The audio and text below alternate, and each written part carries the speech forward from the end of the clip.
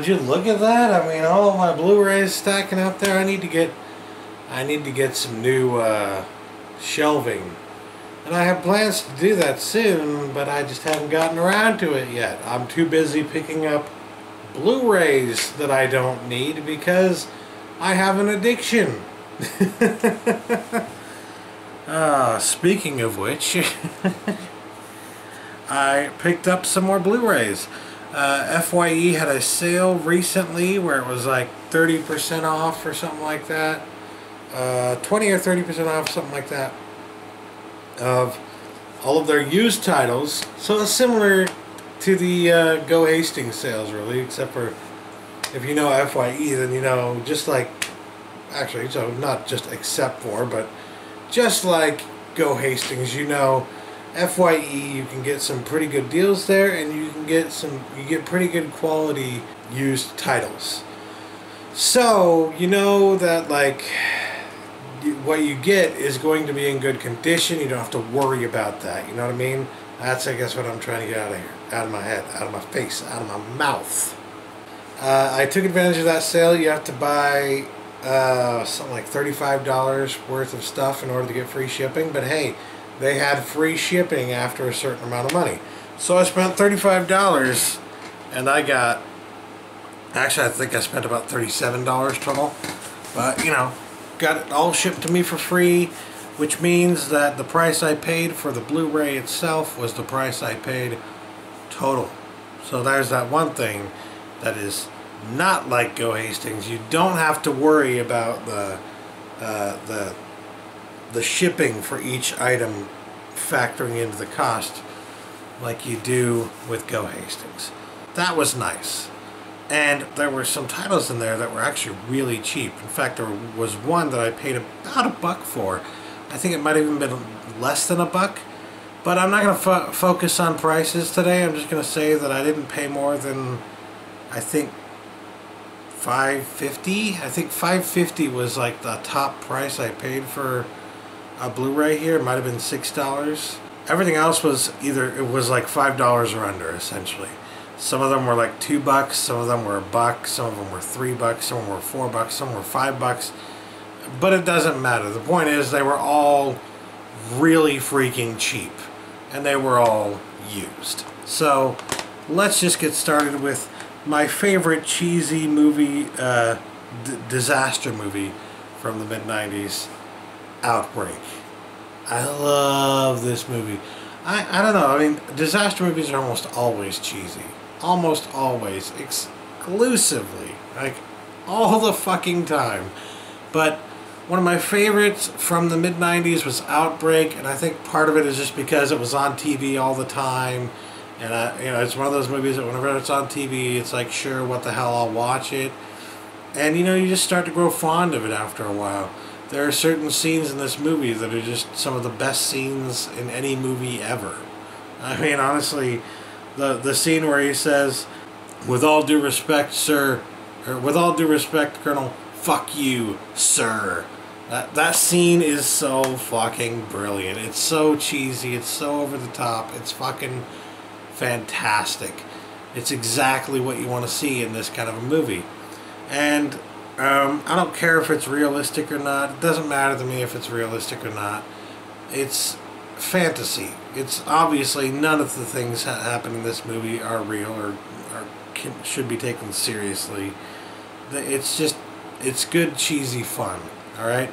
And Dustin Hoffman does really well overacting, and then you've got Cuba Gooding Jr. in there, also kind of in a sort of a bit role, overacting as well, and Susan Sarandon, I believe, and Morgan Freeman. I forgot Morgan Freeman's in there. Donald Sutherland, Kevin Spacey, just a laundry list of notable names in this movie, and fuck yeah, just fantastic movie. I love it. I love to watch this movie from time to time, so of course, why not actually own it? Speaking of cheesy action movies, this one is, it's not really a disaster, it's more of a heist. It's a heist movie.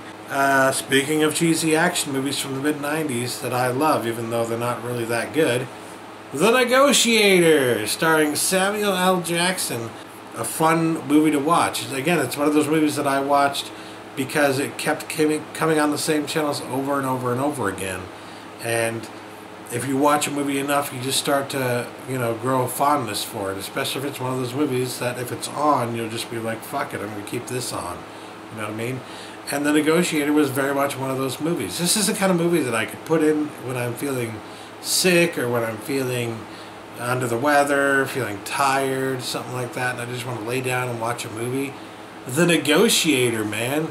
It's just like the same with Outbreak. These are two movies right here that I can just sit back and chill and fuck around on my phone at this point if I want to. Of course, when I was younger, I couldn't do that, but now I've got extra options while I'm watching one of my favorite cheesy movies, Anyways, continuing on, let's, we got any more cheesy movies here? Yeah, we've got some cheesy movies. Let's continue on with the cheesy movies.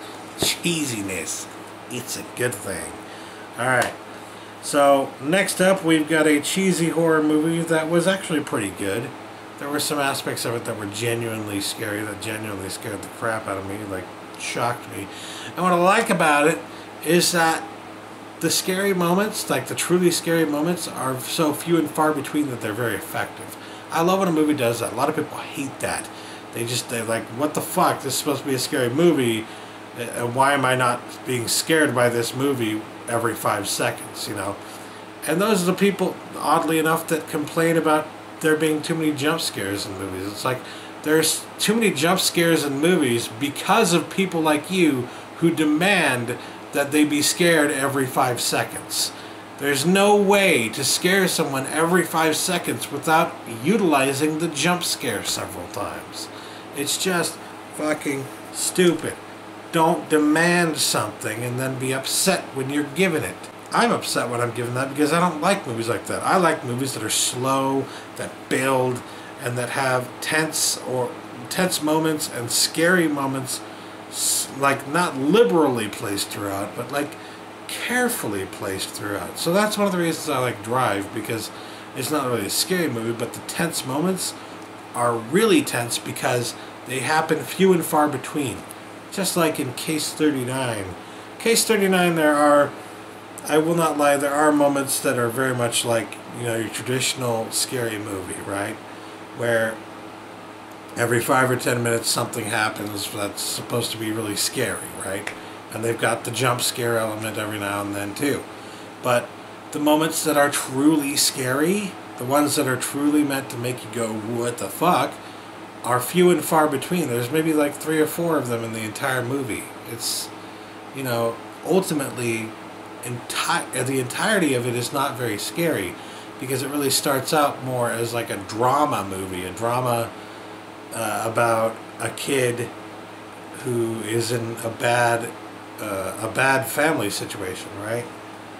But of course there's more to it than that. And that's what I like about this movie, is that it kind of adds that element. There's this, it starts out as one genre and ends up becoming a different genre kind of thing. It does both genres well enough that it just works fairly decently. It's not the best thing you're ever going to see. It's not the best horror movie or best drama or anything like that you're ever going to see.